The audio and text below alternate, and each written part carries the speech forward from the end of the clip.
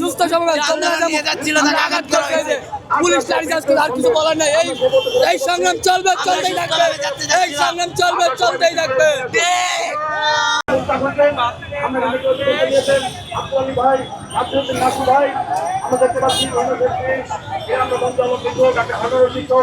আমরা অনেকে দেখতে পাচ্ছি। আমি আমাদের নেতা কর্মীকে অনুরোধ করবো, আপনারা আমাদের সমাবেশের সামনে এসে উপস্থিত হন। আমি আমাদের নেতা কর্মীকে অনুরোধ করবো,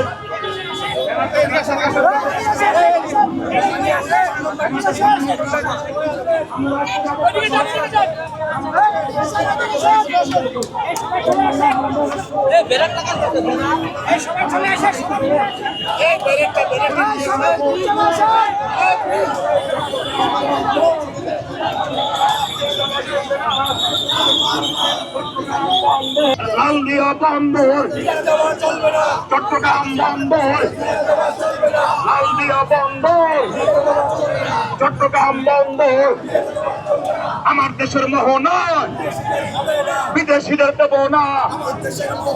বাংলাদেশের প্রবেশদ্বার, বিদেশিদের দেব না। বাংলাদেশের প্রবেশদ্বার বিদেশিদের হবে না। বাংলাদেশের প্রবেশদ্বার দুনিয়ার মজদুর ইউনূস সরকার। যদি আমরা বেগবান না করতে পারি, এই পুলিশ আজকে কেন ভবিষ্যতে আমাদেরকে মারবে, ভবিষ্যতে গণ আন্দোলনে তারা লাঠিপেটা করবে, গণ আন্দোলনকে দমিয়ে রাখবে। তাই আমরা বলছি এগুলোকে রুখে দাঁড়াতে আপনারা এখানে ভূমিকা নেন, আপনাদের মিডিয়ার মধ্যে দিয়ে সেটা প্রচার দেন, দেশবাসীকে বলেন পুলিশ কেমন, ইউনূস সরকার কেমন, তার দাবিদাররা কেমন, মার্কিন সাম্রাজ্যবাদ কেমন।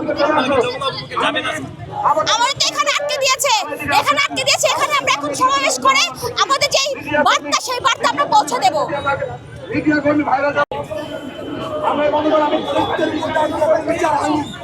কেন আমাদের যে রাষ্ট্রীয় সম্পদ এই বিদেশি কোম্পানিদের হাতে দিচ্ছে?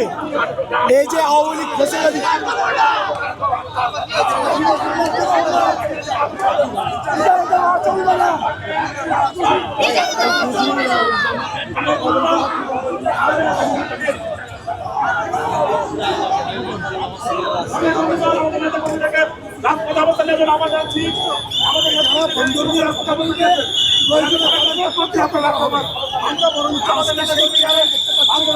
ডক্টর মোহাম্মদ ইউনূস জনস্বার্থ না দেখে সে মার্কিন সাম্রাজ্যবাদী গোষ্ঠীর স্বার্থ রক্ষায় ব্যস্ত। আমরা পরিষ্কার করে এখনো বলি, এক মুহূর্ত দেরি না করে সরকারের উচিত হচ্ছে এখনই ঘোষণা দেওয়া যে চট্টগ্রাম বন্দর আমরা কোনো বিদেশিদের লিজ দেব না।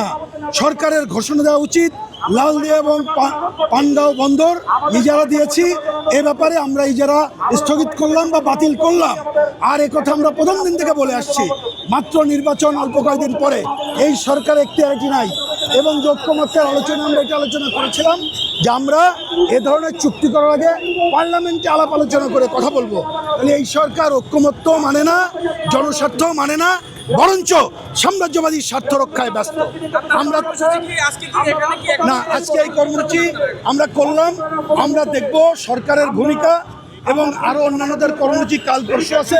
চট্টগ্রামে কর্মসূচি চলছে, আগামীকাল মশাল মিছিল শো আছে। আমরা আন্দোলনকারী সকলের সাথে সমন্বয় করে অবশ্যই এখানে অবস্থান করব এবং এখানে অবস্থান করব।